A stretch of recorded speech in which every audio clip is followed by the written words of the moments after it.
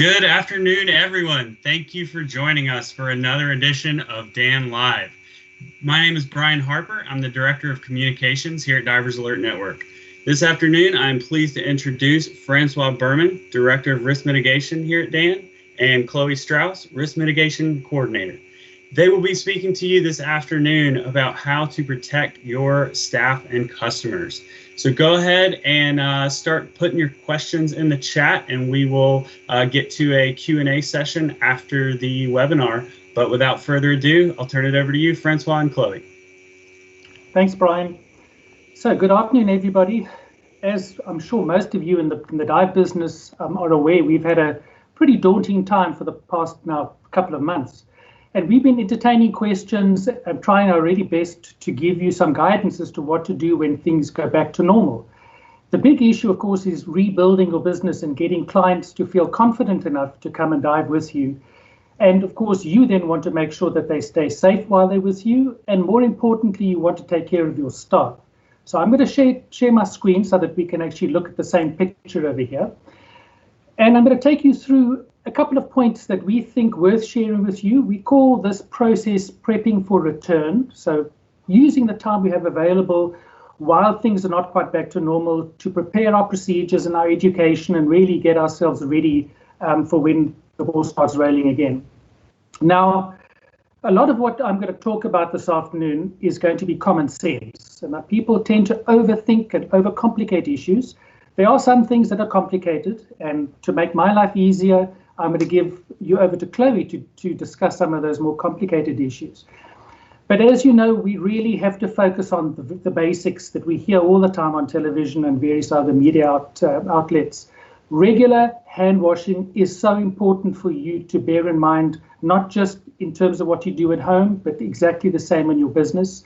And soap and water, despite what people think, soap and water remains the most effective way of keeping your hands clean and thereby stopping the spread, the transmission of the virus. Yes, you can use alcohol-based sanitizer. It's very effective, but soap and water is preferred to that. And we get questions about benzalkonium chloride. Can we use that instead? We are sensitive to alcohol-based products. Just so that you know, the CDC has put out a statement that it is not as effective as alcohol. But again, soap and water, and if you need to use something else, that's certainly acceptable. Really important to maintain social distancing. Easy for us to say sitting around here and when we're walking in the supermarket. Not so easy in the confines of a dive shop, in the changing room, and especially out on the boat. So we need to think of how we're going to build this into our business practices. Clearly, no direct contact. So keep your hands to yourself as far as you can. Of course, not always possible when we're helping people out of the water, but there are things that we can do to make sure that we minimize that. And then, of course, good hygiene. When we sneeze and when we cough, please, let's not spray that out into the open. We should have a mask around our face, but if not, then into your elbow or certainly away from where anybody is gathered. And then the one that's logical, but not always borne in mind, especially when clients are really keen to come diving, is if you're not feeling well, whether you're a client or a business owner or a staff member, please stay at home. A lot of you folks have kind of implored us not to put too many rules and regulations out there. And please, Dan doesn't put out rules and regulations. We're trying to share with you things that you can build into your business, but no two businesses are the same. We get really complicated businesses and we get really basic businesses. So there's no one size that fits all. And we will give you guidance that really is going to stretch right across the spectrum. But what I want to implore you to do is look at the parts that apply to your business and do not believe or think that you would apply everything to every activity that you do. And then, apart from being realistic, remember that while we as a business are trying to do this, we have a shared responsibility from the divers, our clients themselves. They have a role to play. And our job is to educate them and make them aware of what they should be doing to assist us, so that we can provide safe diving experiences and they feel confident in returning to us. One of the techniques we use in risk mitigation is called risk assessment. And what that really means to you is this is how you determine which aspects of what we're going to be talking about refer to your business. So what this really requires is a mental or physical walkthrough through your business and the activities and seeing where you have the potential for transmission of the disease or where people can end up in an unsafe situation.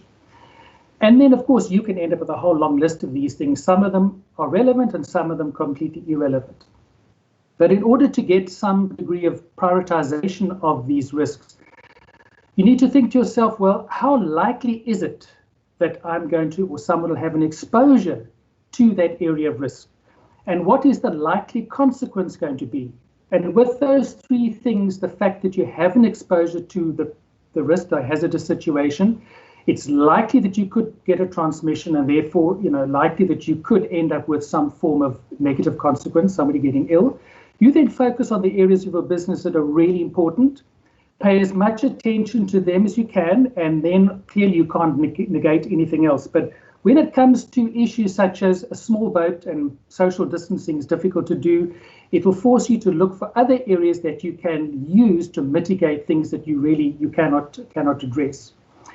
We need to be realistic, and I'll say that a few times to you, because while you'll hear us talk about engineering out the risk and applying administrative controls, meaning procedures and training and awareness and reinforcement, you'll hear us talk about PPE, personal protection equipment, so those are your masks and gloves and eye protection. Sometimes we can have a combination, but most of all, it's going to be something realistic and something practical that will work for you. And then my last word of advice on this is you can put all the plans you want to in place. If they're not realistic, people cannot follow them. And you, as the business owner, the dive professional, you need to monitor these things you put in place. Monitor whether the disinfection procedure you have in place is working. Are your clients following your requests? Are they understanding what it is you're saying?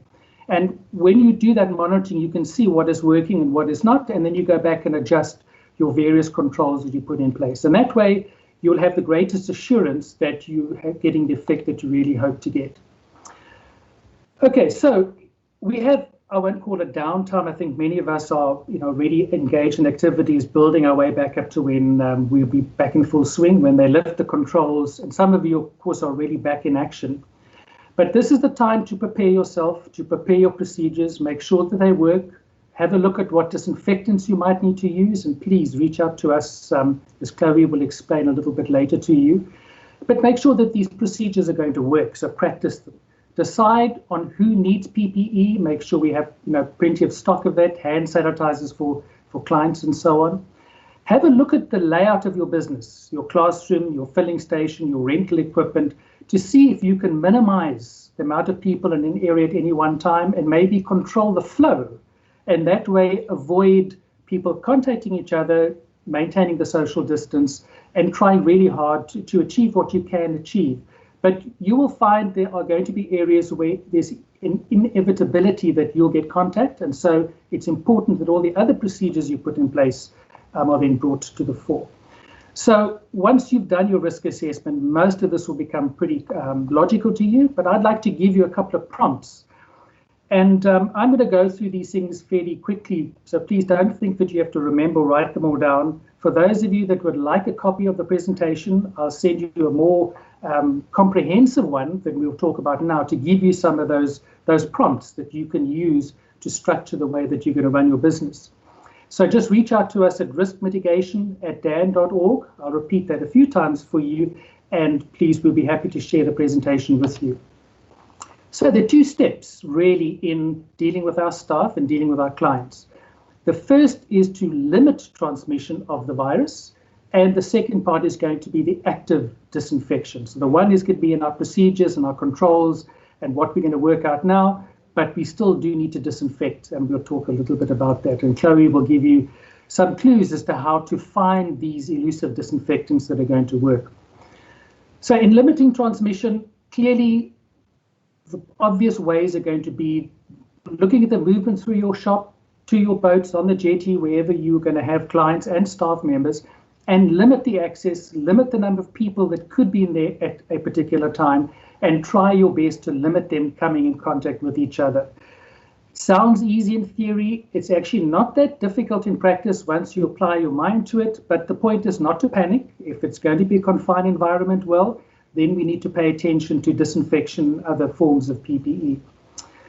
Clearly, you need to disinfect. We'll talk a bit about that in a moment again, but we need to keep things clean. That's obviously one way that we avoid transmission. And again, hand washing, hand washing, hand washing, that's going to be the primary barrier to prevent the virus getting into a place where it can be transmitted. Focus on your high-risk activities, and the two that I can think of that are going to strike you the most, we've seen this from the questions we get. The one is rental equipment. So we have this disinfection issue with rental equipment and sometimes people needing to try things on. And then we have the boats on the dive site, and each of these will require very specific ways to deal with it. I don't really want to belabor the next point, which is what we call screening and observing. And remember, as a business owner, you've got to screen and observe your staff each day they come to work and while they're at work, and you have to screen and observe your clients. Now, you're not meant to be medical experts, and by no means are we going to tell you the definitive way to screen people for COVID. It's not clearly practical. But apply your mind logically to this. Make sure that they do fill in your medical questionnaire, your medical disclaimer. Visually check that they look okay. If they're perspiring, if they don't look well, then you might want to ask them a couple more questions. For those of you that are really concerned about this, especially if you're in areas where it's warm, tropical weather tends to make most of us perspire, and you're now not sure whether perspiration is heat or perspiration could be fever related, well, then you might want to consider getting yourself a good quality thermometer. We get infrared thermometers that are really, really so basic that they won't see past obvious things like the heat outside, and then you get the better quality ones that will give you a far more accurate indication of the person's temperature. Clearly, you're going to use PPE to limit the transmission and obviously to limit it to your staff members themselves. And please don't forget to put up the signage so that you tell people where they should be wearing their protection. We see that every time we go to the supermarket that we need to put our mask on. But what is important with PPE is to educate and educate and educate your staff, because as with anything else, we have a noisy workshop where the compressor is, we give our staff members earmuffs to wear, and everything goes fine for a couple of weeks, and then we walk in there and of course the earmuffs are around the neck or they're hanging up on the peg. That's not acceptable. And as a business owner, as the operator, you need to make sure that your staff are compliant. And by the way, that means you need to comply and set the example yourself. And how often haven't we seen that take place? And then the areas where you want to focus for disinfection are going to be the one that we are really concerned about. We don't really have too many answers to, are the changing rooms, especially where there's going to be water all over the show and clients walking in and walking out. Where they lean on the countertops, you might want to ask them to stand back from the counter, or you then just need to disinfect the counter on a very regular basis. Things that get touched very often might be cupboards, it might be the door, so anything where you have areas that clients or staff members are touching. We've, I think, covered card reading machines for credit cards. We've seen at most places they'll have a plastic covering on there, but it needs to be considered. Either you might want to keep the buttons that only the staff member uses them or only the clients use them, but it requires a little bit of thinking. Any common equipment that staff use, certainly in the workshops, out in the rental areas, computers, try as much as possible to limit each of them to their own equipment. We'll talk again about classrooms, but if you're teaching, never mind social distancing, we still need to clean down the chairs and tables and any training equipment that our clients are touching. We might protect ourselves as staff members with gloves, but that's not going to prevent the spread of the virus, because people that aren't wearing gloves can then pick it up. Ultimately, though, you need to be realistic. And while we know, and I'm not the medical expert, but we certainly know that transmission is primarily from the droplets that are airborne when people exhale, people that are infected. It is possible to pick it up from surfaces. We know that eventually it will become inactive on surfaces. It's not a particular high-risk area, but if it's a walkway, for instance, and people aren't touching the floor well, you might disinfect that once a day. If it's an area like a countertop or where people are trying on masks and things, then you might want to disinfect that far more regularly. So common sense, be practical, be realistic, and make sure that everybody is part of this big picture. Right, now we've looked at our staff, and I always, in my presentations on risk mitigation, I always like to focus on the staff first. If we take care of our staff, they will take care of our clients. So often we focus on the clients, we forget about the staff, and clearly infection is going to be spread even more effectively that way. Again, in terms of our clients, many clients come in with their personal equipment, and you want to make sure that they keep that under their own control. They take it onto the boat, they take it off the boat, try to limit any infection they might have to their own equipment, and encourage them as much as possible, and where practical, to clean their equipment and disinfect the equipment at home rather than putting it into a communal area and thereby potentially spreading the virus, if of course they are infected. Probably a wise idea to close your showers at this stage of the game if you have them, and let your clients shower when they get back home. That's an area really difficult to manage. It could be for the short term. We don't know how long this is all going to play out for. And then obviously your clients need to understand your protocols and your procedures for disinfection. And don't just assume that they walk in and they know that this particular solution needs this amount of soak time and this amount of rinsing. So if they are if they're going to be using your equipment, then they really need to understand how to go about disinfecting it. But ultimately, we want them to try to keep their hands to themselves, take care of their own equipment, and limit the spread of the virus that way. Once again, when they sign up to come and dive with you, observe them. Because if they come into the virus, clearly it will go across to your staff and to other clients. The same way as you want to observe your staff to make sure that they don't then spread it in the opposite direction. That's a tricky area. You probably want to reach out for some advice. We've seen some publications, some guidance put out there where they give you a couple of steps that you can build in, additional steps in terms of your medical questionnaire. The reality, though, is to do it carefully, meaningfully, make sure that it's not just a gloss over, and pay attention to things that don't look, kind of normal. Probably a good idea to keep clients out of the rental areas. Of course, you've got, equipment that's going to be swapped between clients. You probably, in terms of a disinfection, going to need to make sure that you don't use your rental equipment on two different clients the same day, especially things like wetsuits, unless you've got a really, really effective disinfecting procedure. And then when you have your clients returning rental gear, please keep that completely separate so that it can be disinfected, rinsed, hung up to dry before it then goes back into an area where this rental gear is then handed out to the next set of clients coming in. And then in terms of your clients and disinfection, again, you want to encourage them to use soap and water. Make sure it's available. And if you don't have that, then provide hand sanitizers at strategic places where your clients might gather, where they enter your building, when they've got onto the boat. Really not difficult things to do. And just by having those sanitizers and various washing facilities available, you'd be continuously prompting the clients to pay attention to the fact that we need to be aware that we don't inadvertently either pick up or spread the virus. Clearly, when they've had their training, they want to have confidence too. This is not just about you, but when they go into the classroom, they want to know that they don't have to then disinfect the chairs and the tables and the equipment themselves.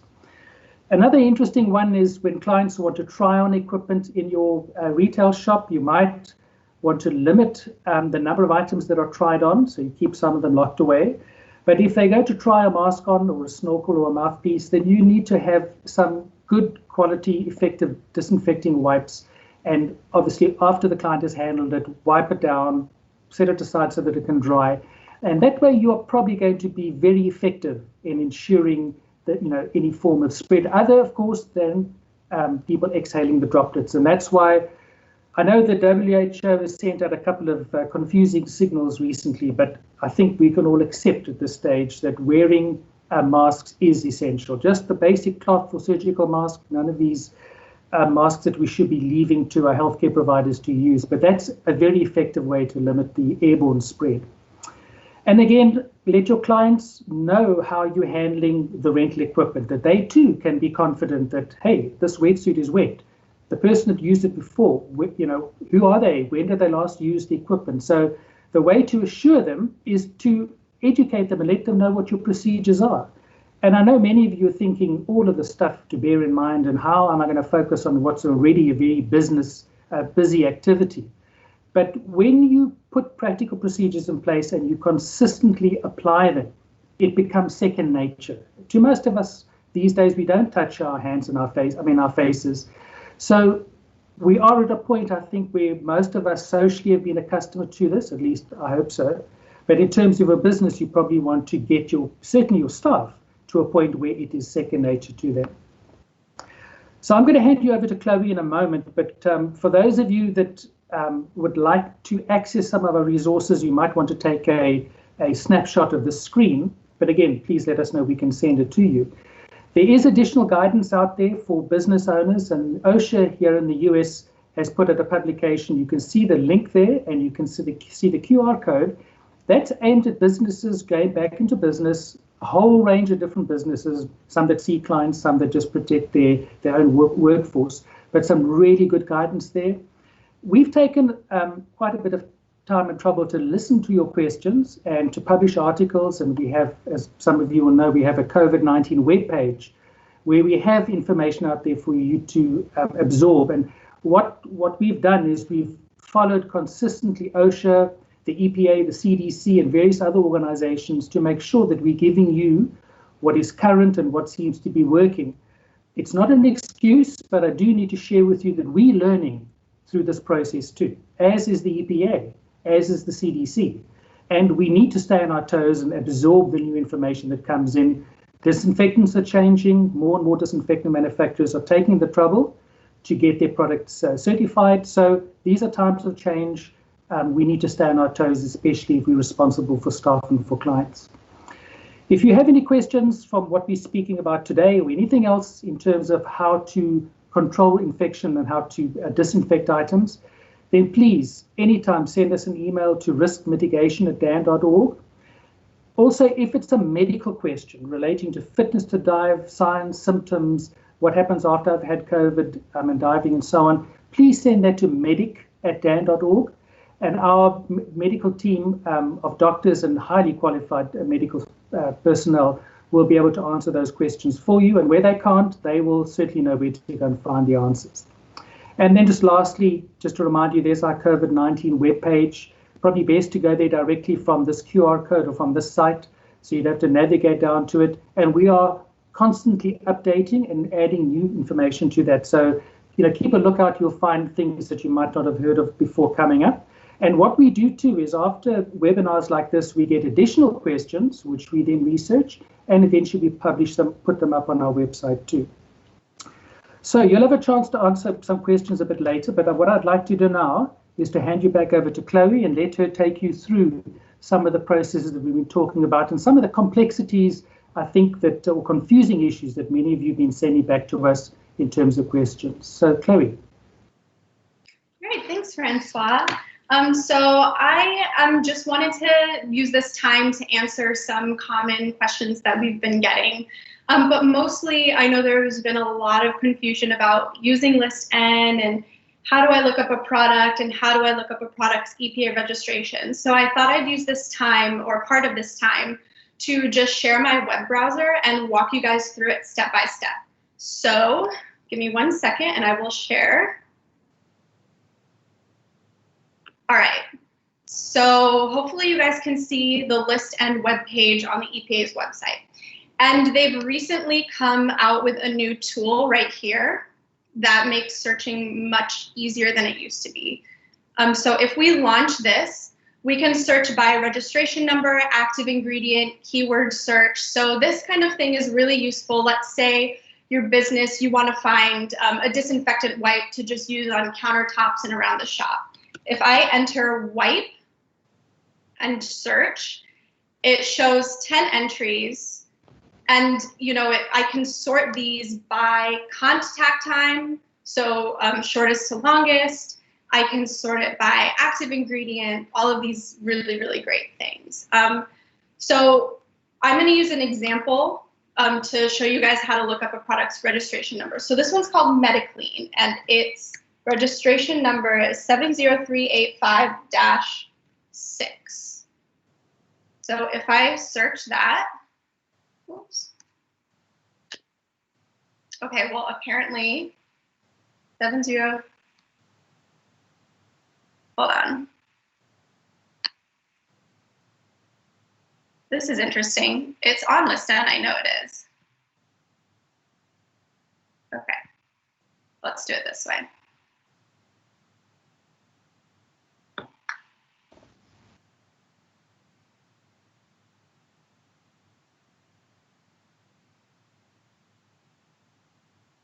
There we go. Okay, so it is on list N.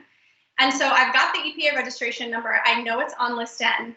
And I know that to kill COVID-19, I'm supposed to follow the directions for preparing it for feline calcivirus. So this doesn't mean that it doesn't kill COVID-19. It just might have multiple sets of directions. And this is the way that list N is differentiating between the sets of directions. So they say, find this virus and prepare the solution as if you were trying to kill it. So using I'm just going to go ahead and copy this. Oh, I only copied part of it. And I'm going to go to the search for registered pesticide products, and I'm going to search for any type of product. And here I will paste the number and hit enter. And it will show all of the products past registrations. And the one I want is most recent. So if I click to open that, it takes me to the registration for the product. And I've already looked through this, so I know that the terminology we want is on page 8.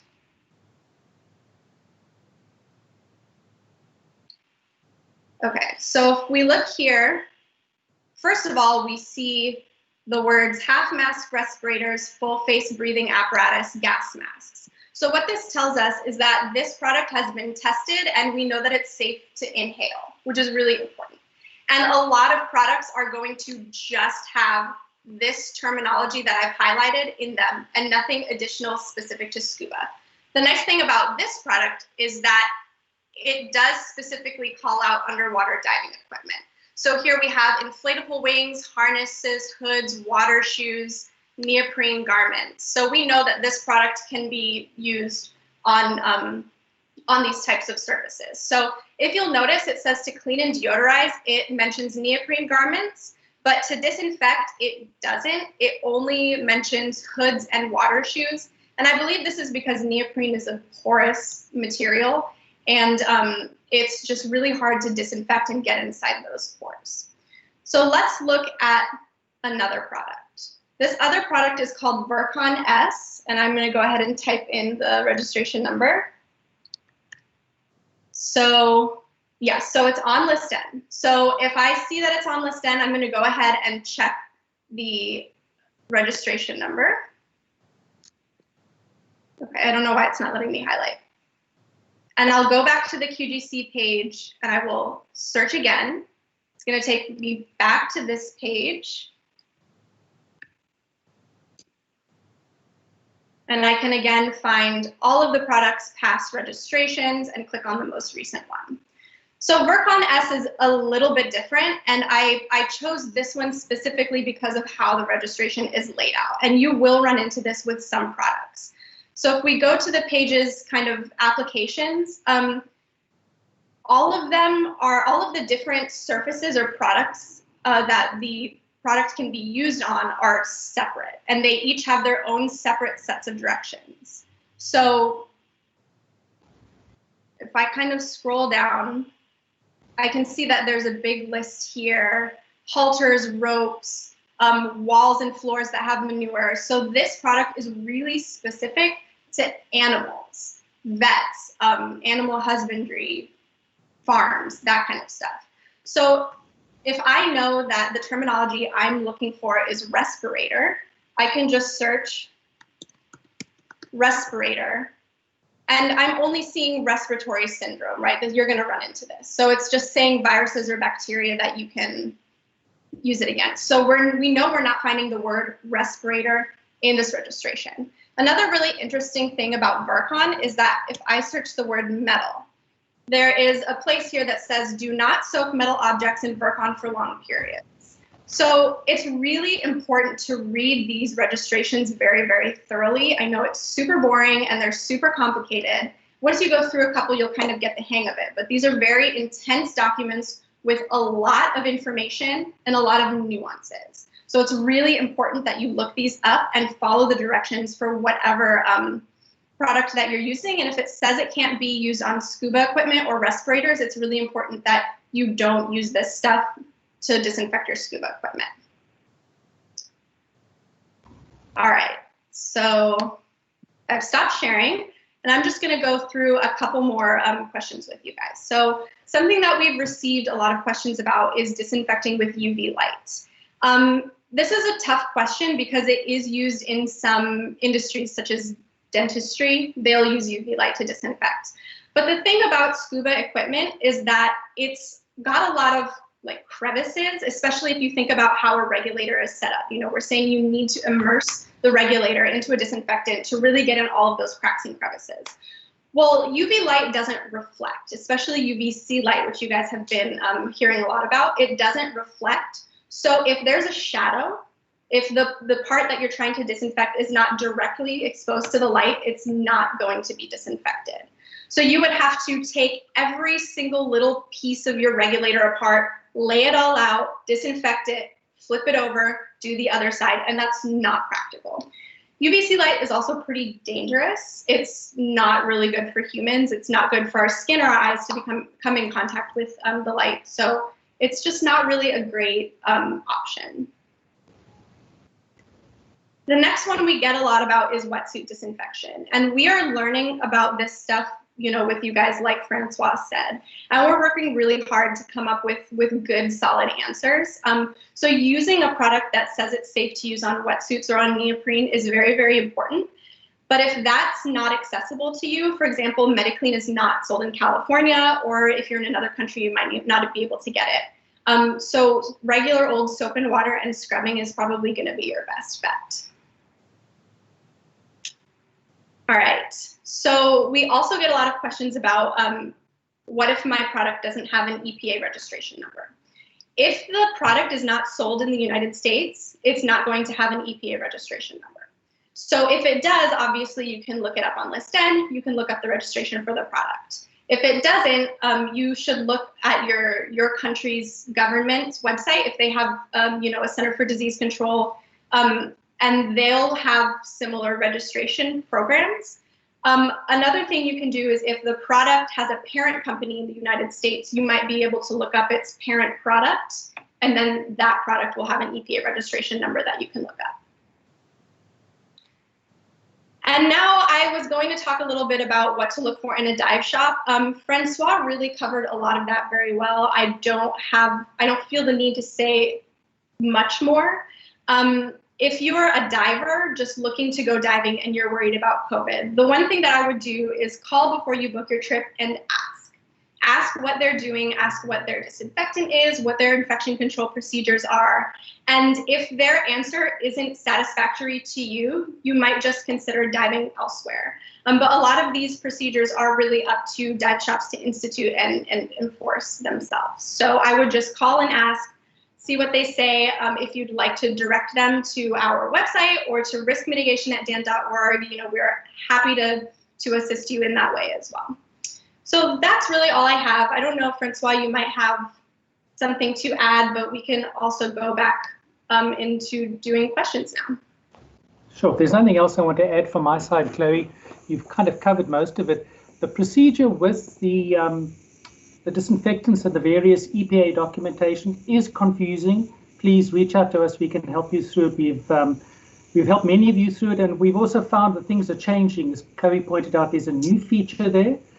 So it's worthwhile keeping it on your browser if you're trying to look at different types of products. There are going to be some places where there is a solution. There are going to be places where there isn't a solution. And as Chloe correctly said, soap and water with agitation, that's going to be, the CDC are, you know, happy enough to tell us that that's the best way to do it. Then we need to follow our lead from them. And, you know, people have spoken about bleach, which is a really, really good solution. But some of you don't like the aftertaste. Some of you concerned about the effect of that on your rubber and silicone products. So there is no one size fits all. There is no one product that covers everything. We need to be flexible. We need to be practical. It needs to be affordable. You know, some of these disinfectants are really good, and they just, you know, we can't afford them in the quantities we need to use them. But again, reach out to us. We are learning as you are learning, and we're sharing the information as best we can. And if you guys need help using the List N tool or reading through the registration for a product, you know, please just send us the product and the registration number, and we're happy to help you with that. And that's also a great segue to say that you could also tune back into the relevant section of this video in which Chloe shows you how to go through list in. This video will live on YouTube, or excuse me, it will live on Facebook. It will also be uploaded to YouTube in the next couple of days. So if you go to youtube.com/diversalertnetwork.tv, you'll be able to find this presentation there on our channel. I will also say some people in the comments have asked about the PowerPoint presentation. Both that and the link to the YouTube video will also be on dan.org/COVID-19. That website has been our clearinghouse in recent months. We've put all the articles about disinfection, about how long the virus lasts on surfaces, about updated training and education recommendations. So that's a great site that you can check out if you haven't already. What other questions have we got? Go ahead and hit us with your questions in the chat if you have any. We have time to field a few of these. All right, here's a good one. Mitch asks, can COVID be blown into tanks at the yoke when filling if personnel are infected? So do you want me to take a stab at that? Go ahead. We have answered that. It's in our Q&As, and it's a good question. You know, people are concerned for good reason that once you hand it over to somebody else. So clearly the first step is whoever's doing the filling is the one that needs to be infected. And there are various steps, remember, in this. We can fill the cylinder where we're going to handle the filling whip onto the cylinder valve. And then on the other end of it, when we're dressing the cylinder with the regulator set, exactly the same thing can take place. So yes, if you put your finger or you sneeze onto the valve on the cylinder or onto the filling whip where the yoke is, it is possible in theory to get the virus to enter into the cylinder. None of us can really tell you at this stage whether the adiabatic heating of the cylinder while it's being filled will be hot enough to actually inactivate the virus, because what we do know is the quicker you want to deactivate or inactivate the virus, the higher the temperature. But when we fill a cylinder, we have heating that continues for as long as it takes to fill the cylinder. And there's quite a temperature gradient from where the gas is in the center, where you get your adiabatic heating, and the gas that touches the wall of the cylinder. So I'm not going to venture out and say it will kill it. We suspect that most of the time it's going to be deactivated. But rather than take a chance, good basic hygiene, wiping down the cylinder valve, wiping down the yoke fittings between fillings. Please, it depends on how you've set up your system. So if you've got good control, only one person's allowed to fill, they have practiced good hand hygiene, they're wearing a face mask, it's very unlikely that you're going to get any contamination on your valve, the cylinder valve, or onto the filling whip, or onto your first stage regulator when you put that onto the cylinder. So yes, it's possible. You can wipe it down with a suitable disinfectant. Please, just if you're going to use alcohol, remember alcohol is highly flammable. When we open our cylinder valve, you get a rapid rush of air into the first stage, and you get certainly the potential, even with air, to create enough heat to ignite those alcohol vapors. So if you're going to wipe it down with alcohol, make sure that you give it plenty of time to actually evaporate. But working with care, wearing your mask, the gloves are not going to help, because if you touch something else that's contaminated, you're going to put it onto the cylinder valve. Don't touch the opening area of the cylinder valve. That would probably be the best way to prevent surface contact. But yes, it's a valid question, and I don't think, unless we're unlucky and we lose control of our procedures, it's not likely to happen if we are aware that in theory it can happen. So I hope I got that nailed away for you, Ryan. Indeed, thank you. One for you, Chloe. Philippe is asking about long soaks in soapy water for regulators. Is that recommended? And before you answer, there's a second part to his question about chlorine damaging metal. And so first tell us about soapy water and long soaks there. Yeah, so, we, like Francois said at the beginning of the presentation, we follow the CDC guidelines. And so, we know that soap and water don't necessarily kill microorganisms, whether we're talking about COVID or the flu or the cold or whatever. If you dip your hands in soapy water, that's not really doing anything. It's kind of the mechanical action of washing your hands that's going to kill pathogens, that's going to make the soap pick them up off of your hands or off surfaces and rinse them away with water. So just using soapy water and soaking something isn't necessarily going to do anything. It's that combined with scrubbing that really works to kill or remove pathogens, including COVID-19. So a soak in soapy water probably isn't going to be the best thing. A disinfectant that we know is going to kill all of these pathogens is going to be what you want to use. And then the second question, I'm assuming, is in reference to bleach. Brian, yeah? I expect so, yeah. So the way he phrased it was chlorine damages metal, if you were talking about this. So yeah, that sounds right. Obviously, chlorine in a pool or scuba gear is regularly subjected to that, but chlorine bleach, I think, would be what he's referring. So, Francois, feel free to correct me if I'm wrong. You know, chlorine can damage metal, but if you're using it, you know, sparingly or in a weak dilution, it's probably not going to be an issue. So if you don't have access to a disinfectant on list N, the CDC recommends that you use 1/3 cup of bleach per gallon of water or 25 milliliters per liter of water with a 1-minute soak. And this isn't going to be high enough of a concentration or long enough of a soak to really cause damage. Francois, is that? Yeah, so that's about right. For those of you that are concerned about this, there was a paper published many years ago about an anthrax attack in a building, and they had to disinfect the building here in the US. And they had a lot of metal damage, but you need to remember that those were days and days and days of exposure to very high levels of gaseous chlorine. Yes, if you soak things in bleach for long enough, it will discolor the metal. Even stainless steel will discolor. In fact, stainless steel doesn't like chlorine unless you get a certain grade of stainless, so that they're valid concerns. But if you soak it for a minute and you then rinse it afterwards with clean water properly and allow it to dry, very, very unlikely you're going to end up with any issues unless you have, you know, a carbon steel that is not painted, in which case, you know, even small amounts of moisture are going to cause that to corrode. But the solution that the CDC recommends and the very short soak time, followed by a proper rinse with fresh water and drying, is certainly not going to cause any significant damage. Excellent. All right, we'll take another look at the questions coming in. It looks like we've just about covered them all. Chloe or Francois, anything else to add? Yeah, so if you come up with any more questions, please feel free to contact us at riskmitigation@dan.org for any of your disinfection questions, about disinfectants using list N, or going back to diving, you know, during and after COVID.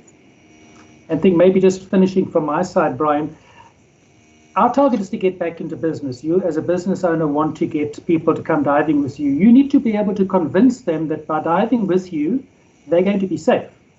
The best way you can do that is good information on your website, proper briefing when they arrive with you. It sounds tedious, you know, many clients don't want to hear the briefings, but this is the time where it's so important to convince them and show them. And then please be consistent the whole time those clients are with you.